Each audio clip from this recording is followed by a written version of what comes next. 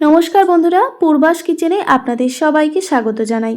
বন্ধুরা, আজকে আমি সজনে ফুলের একটি নতুন স্বাদের সম্পূর্ণ নিরামিষ রেসিপি আপনাদের সঙ্গে শেয়ার করব। এই রেসিপিটা হয়তো আপনারা আগে কখনো বানাননি বা খাননি। তো চলুন দেখে নেওয়া যাক আজকের এই রেসিপিটি। সজনে ফুলের রেসিপি বানানোর জন্য এখানে আমি এক ঝুড়ি সজনে ফুল নিয়ে নিয়েছি। আর সজনে ফুলগুলো দেখে আপনারা বুঝতে পারছেন যে কতটা ফ্রেশ। তো একদম তাজা আমি সজনে ফুলগুলো নিয়েছি। আর ফুলগুলোকে প্রথমেই বেছে পরিষ্কার করে নিতে হবে। বন্ধুরা, এই সময় কিন্তু সজনে ফুল আমাদের স্বাস্থ্যের জন্য অনেকটাই উপকারী। তো এখন প্রচুর পরিমাণে সজনে ফুল পাওয়া যাচ্ছে। তো আপনারা কিন্তু এই সময় সজনে ফুল অবশ্যই খাবেন। সজনের ফুল কিংবা সজনে ডাঁটা। তো দেখুন, এখানে আমি ফুলগুলোকে প্রায় 2 থেকে 3 বার জল পাল্টে পরিষ্কার করে ধুয়ে নিয়েছি। তারপর দেখুন, এখানে ফ্রেশ জল নিয়েছি বেশ অনেকটা পরিমাণে। এখানে আমি বেশ কিছুটা পরিমাণে নুন দিয়ে দিলাম। এবার নুন জলে এটাকে আমি 10 মিনিট মতো রেখে দেব। ফুলের মধ্যে যদি কোনো রকম পোকামাকড় থেকে থাকে তাহলে কিন্তু সেটা নষ্ট হয়ে যাবে। তো 10 মিনিট মতো ফুলটা আমি ভিজিয়ে রাখছি। আর এই রেসিপিতে আমি 1 মুঠো পরিমাণে ছোলার ডাল প্রায় 4 থেকে 5 ঘন্টা মতো ভিজিয়ে রেখেছিলাম। আপনারা চাইলে কিন্তু সারা রাত এই ডালটাকে ভিজিয়েও রেখে দিতে পারেন। এবার দেখুন, এখানে আমি ডালটা পরিষ্কার করে ধুয়ে তারপর ভিজিয়ে নিয়েছিলাম। এবার এখানে আমি একটা মিক্সিং জারে এই ছোলার ডালটা দিয়ে দিলাম। এবার এখানে আমি কিছু মশলা অ্যাড করছি।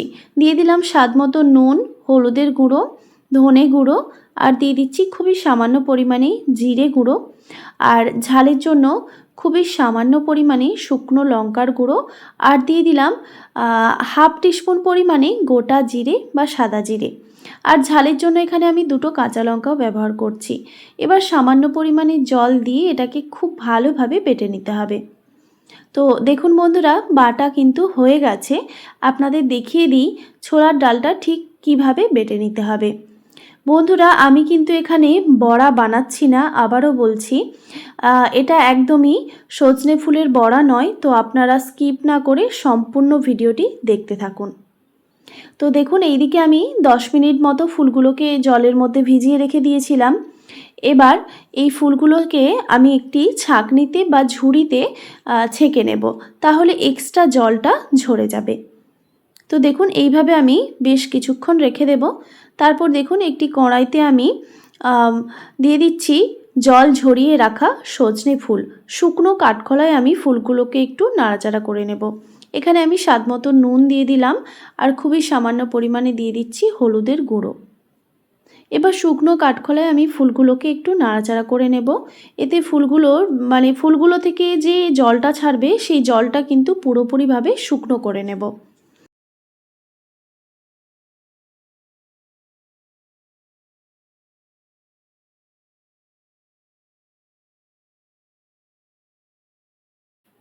দেখুন, কিছুক্ষণ পর ফুল থেকে কিন্তু এক্সট্রা জল ছাড়তে শুরু করেছে। আপনাদের দেখিয়ে দিই।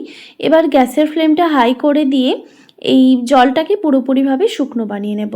মানে ফুলের মধ্যে কোনো রকম এক্সট্রা জল কিন্তু থাকা যাবে না।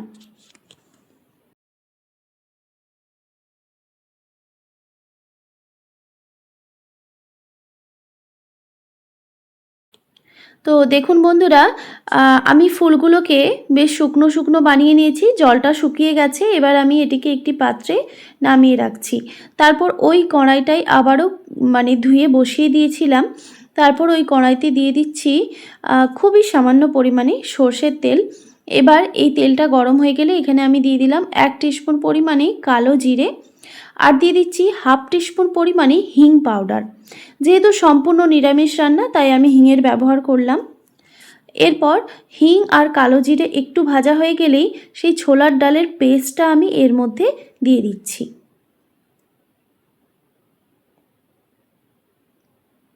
তারপর সাথে সাথেই বেশ অনেকটা পরিমাণে জল দিয়ে দিতে হবে। জলটা দেওয়ার পর খুব ভালোভাবে আবারও নাড়াচাড়া করে দিতে হবে। আর এই সময় আমি গ্যাসের ফ্লেমটা একদম লোতে রেখেছিলাম, কারণ ছোলার ডালটা কড়াইতে দেওয়ার সাথে সাথেই দেখবেন দলা পাকিয়ে যেতে পারে। তাই সঙ্গে সঙ্গেই জলটা দিয়ে দিতে হবে। জলটা দিয়ে তারপর গ্যাসের ফ্লেমটা লো টু মিডিয়ামে রেখে এটাকে রান্না করে নিতে হবে।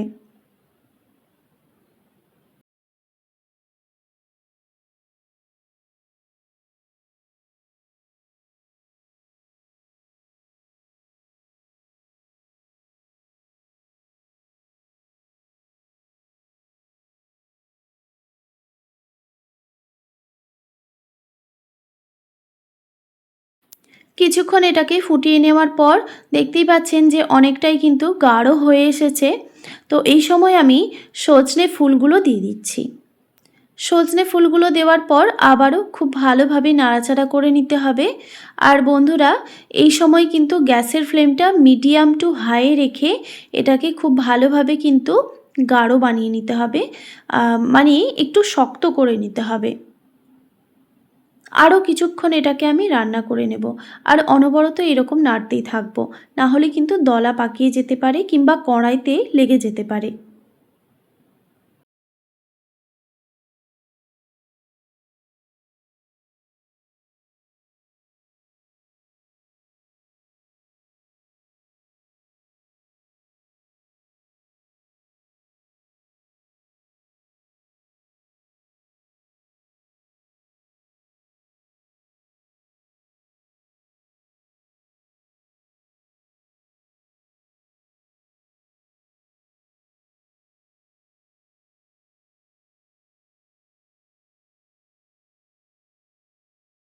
বেশ কিছুক্ষণ এটাকে আমি রান্না করে নিয়েছি। দেখুন অনেকটাই কিন্তু ডোটা গাঢ় হয়ে এসেছে।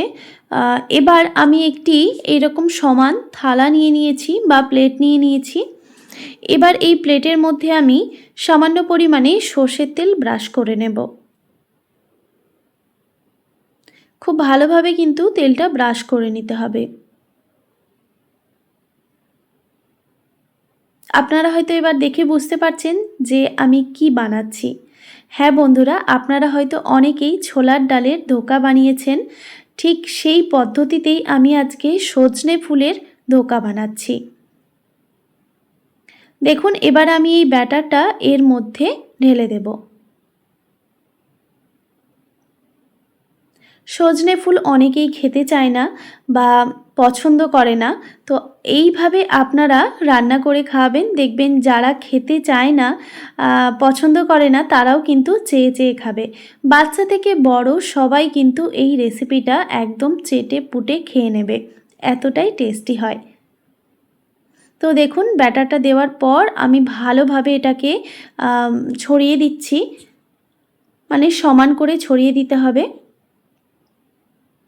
এবার এটাকে আমি ছড়িয়ে দেওয়ার পর এটাকে আমি পাখার হাওয়ায় ঠান্ডা করে নেব। মানে খুব ভালোভাবে কিন্তু ঠান্ডা করে নিতে হবে, তবেই পিস পিস করে কাটা যাবে। তো এটাকে আমি আধ ঘন্টা মতো ঠান্ডা করে নেব পাখার নিচে রেখে। তো দেখুন আধ ঘন্টা মতো আমি ফিরে এলাম। আধ ঘন্টা পর আপনাদের দেখাচ্ছি। দেখতেই পাচ্ছেন যে পুরোপুরিভাবে কিন্তু শুকিয়ে গেছে, আর হাতের মধ্যেও কিন্তু লেগে যাচ্ছে না। এবার এটাকে আমি কেটে নেব। একটা ছুরির সাহায্যে কেটে নিচ্ছি। আমি আজকে চৌকো শেপেই কিন্তু কেটে নিচ্ছি। আপনারা আপনাদের পছন্দ মতো শেপে কেটে নেবেন।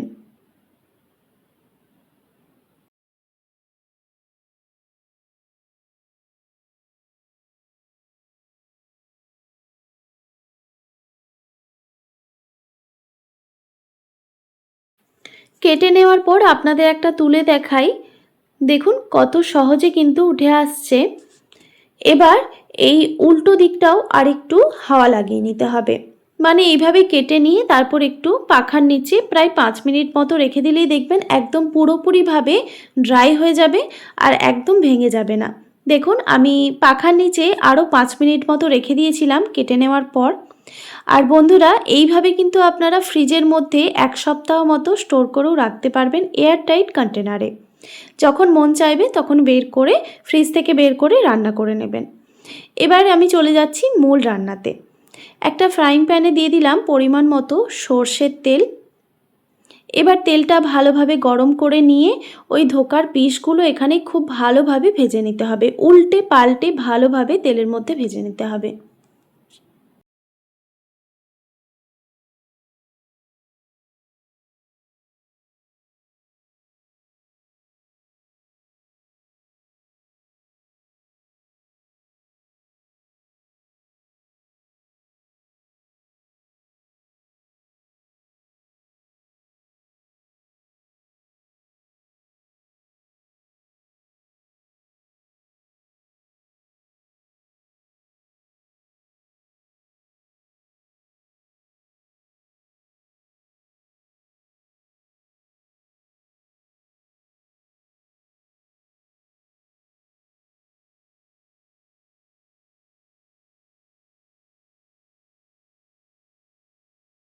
দেখুন ধোকার পিসগুলো আমি উল্টে পাল্টে খুব ভালো মতো ভেজে নিয়েছি, হালকা একটা ব্রাউন কালার এসেছে। তো এইভাবেই কিন্তু ভেজে নিতে হবে। তো ভাজা হয়ে গেছে, এবার আমি এইগুলোকে একটি পাত্রে তুলে রাখছি। আর তুলে রাখার সময় অবশ্যই গ্যাসের ফ্লেমটা হাই করে দিতে হবে, তাহলে এক্সট্রা তেলটা ঝরে যাবে। এবার আমি একইভাবে বাকি ধোকার পিসগুলোও ভেজে নেব।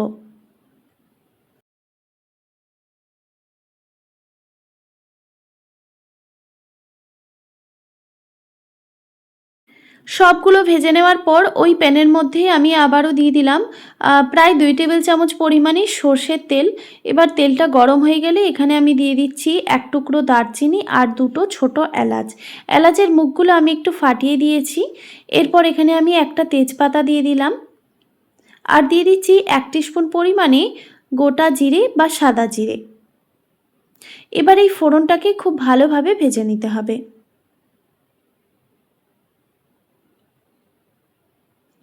এই ফোড়ন থেকে যখন একটা মিষ্টি গন্ধ বের হবে তখন এখানে দিয়ে দিতে হবে সামান্য পরিমাণে হিং পাউডার। যেহেতু সম্পূর্ণ নিরামিষ রান্না তাই আমি এখানে হিঙের ব্যবহার করলাম। আপনারা যদি পেঁয়াজ রসুন দিয়ে বানাতে চান সেক্ষেত্রে কিন্তু হিঙের প্রয়োজন পড়বে না। এরপর হিংটা দেওয়ার পর এখানে আমি 1 টেবিল চামচ পরিমাণে আদা বাটা দিয়ে দিলাম। আদাটা দেওয়ার পরে কিন্তু গায়ে ছিটতে পারে, তাই অবশ্যই গ্যাসের ফ্লেমটা একদম লোতে রাখতে হবে। আদা আর হিং একটু ভেজে নেওয়ার পর এখানে আমি দিয়ে দিলাম একটা মিডিয়াম সাইজের টমেটো কুচি। টমেটো দেওয়ার পর স্বাদ মতো নুন দিয়ে দিলাম, তাহলে টমেটোটা তাড়াতাড়ি ভাজাও হয়ে যাবে আর গলেও যাবে। এবার আদা আর টমেটো একসঙ্গে ভেজে নিতে হবে। এই সময় আমি একটি ঢাকনা দিয়ে ঢেকে রেখে দিচ্ছি, তাহলে টমেটোগুলো তাড়াতাড়ি গলে যাবে। তো কিছুক্ষণ আমি ঢাকা দিয়ে রেখে দিয়েছিলাম, কিছুক্ষণ পর আমি ঢাকাটা সরিয়ে নিলাম।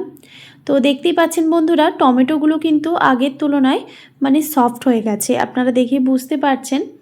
তো আর কিন্তু এখন ঢাকা দেব না। এবার গ্যাসের ফ্লেমটা লো টু মিডিয়ামে রেখে টমেটোগুলোকে একটু ভেজে নিতে হবে।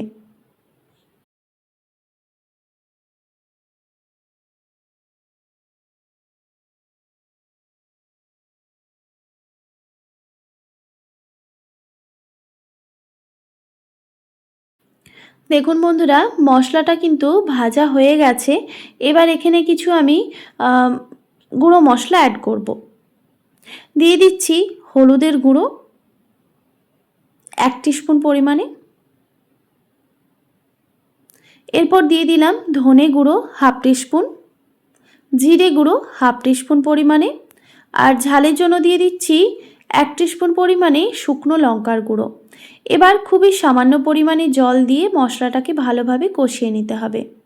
বন্ধুরা আমি এখানে ঝালের জন্য 1 টিস্পুন পরিমাণে লঙ্কার গুঁড়ো ব্যবহার করেছি। আপনারা অবশ্যই ঝালের পরিমাণটা কমিয়ে কিংবা বাড়িয়ে দিতে পারেন। এবার গ্যাসের ফ্লেমটা লো টু মিডিয়ামে রেখে এই মশলাটাকে ভালোভাবে কষিয়ে নিতে হবে। বন্ধুরা আজকে কিন্তু আমি ঘরে থাকা উপকরণ দিয়েই আজকে সজনে ফুলের রেসিপিটা বানাচ্ছি। এই মশলাগুলো কম বেশি সবার বাড়িতেই কিন্তু থাকে।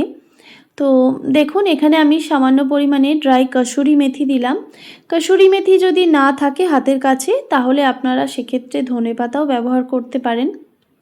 এবার দেখুন কসুরি মেথি দেওয়ার পর আরও একটু মশলাটা ভেজে নিয়েছি। এবার এখানে আমি দিয়ে দিচ্ছি স্বাদের ব্যালেন্সের জন্য সামান্য পরিমাণে চিনি। সজনে ফুলে যেহেতু একটু তিতকুটে ভাব থাকে, সেই তেতো ভাবটাকে ব্যালেন্স করার জন্য চিনিটা ব্যবহার করলাম। আর এখানে যে আমি একটা মিডিয়াম সাইজের টমেটো ব্যবহার করেছি, ওই টমেটোর মধ্যে কিন্তু টক ভাব থাকে, সেই টক ভাবটাকে ব্যালেন্স করার জন্য কিন্তু চিনিটা আমি দিয়ে দিলাম।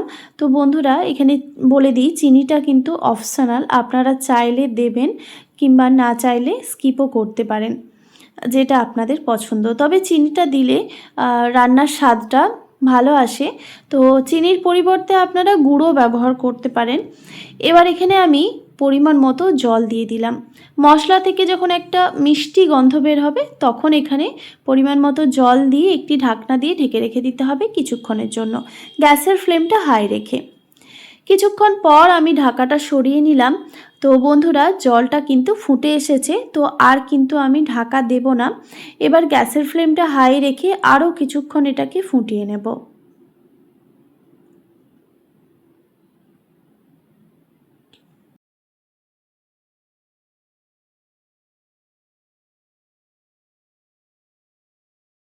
বেশ কিছুক্ষণ ফুটিয়ে নেওয়ার পর এখানে আমি সজনে ফুলের ধোকার পিসগুলো যে ভেজে রেখেছিলাম সেইগুলো এখানে একে একে দিয়ে দিচ্ছি।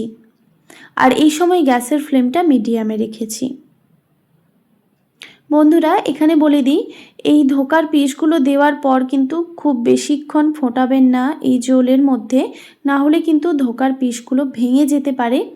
তাই অবশ্যই গ্রেভিটাকে আগে ভালোভাবে রান্না করে নিয়ে তারপরেই ধোকার পিসগুলো অ্যাড করবেন। তো ধোকাগুলো দেওয়ার পর আরও কিছুক্ষণ এটাকে রান্না করে নেব, প্রায় 1 মিনিট মতো, গ্যাসের ফ্লেমটা মিডিয়ামে রেখে। গ্যাসের ফ্লেমটা মিডিয়ামে রেখে আরও কিছুক্ষণ এটাকে আমি রান্না করে নিয়েছি। এবার এখানে আমি দিয়ে দিচ্ছি 1/2 টেবিল চামচ পরিমাণে ঘি। যেহেতু সম্পূর্ণ নিরামিষ তাই ঘিয়ের ব্যবহার করলাম। এরপর এখানে আমি দিয়ে দিচ্ছি সবশেষে ধনেপাতা কুচি। ধনেপাতা কুচি দেওয়ার পর খুব ভালোভাবে মিক্স করে নামিয়ে নিলেই কিন্তু রেডি আমাদের সম্পূর্ণ নিরামিষ সজনে ফুলের ধোকা, যেটা আপনারা গরম গরম ভাত, রুটি, পরোটা সব কিছুর সঙ্গেই পরিবেশন করতে পারেন। আর যে কোনো নিরামিষ দিনেই আপনারা খুব সহজেই এই রেসিপিটা বানিয়ে নিতে পারেন। আর এই রেসিপিটা থাকলে কিন্তু আর কোনো কিছু সবজির প্রয়োজন পড়বে না। এই একটা পদেই কিন্তু 1 থালা ভাত নিমেষেই ফুরিয়ে যাবে। তো দেখুন দেখতে কতটা সুন্দর লাগছে, খেতেও কিন্তু অসম্ভব টেস্টি হয়। আপনারা অবশ্যই এইভাবে একবার হলেও বানাবেন। আমি আপনাদের একটা ভেঙে দেখাচ্ছি, দেখুন ভেতর থেকে কতটা সফট হয়েছে। আশা করি আজকের এই রেসিপি আপনাদের ভালো লেগেছে। ভালো লেগে থাকলে অবশ্যই একটি like, comment, share and subscribe করে দেবেন। আর পাশে থাকা বেল আইকনটিও প্রেস করে দেবেন, তাহলে নিত্য নতুন রান্নার ভিডিওগুলি আপনাদের কাছে পৌঁছবে।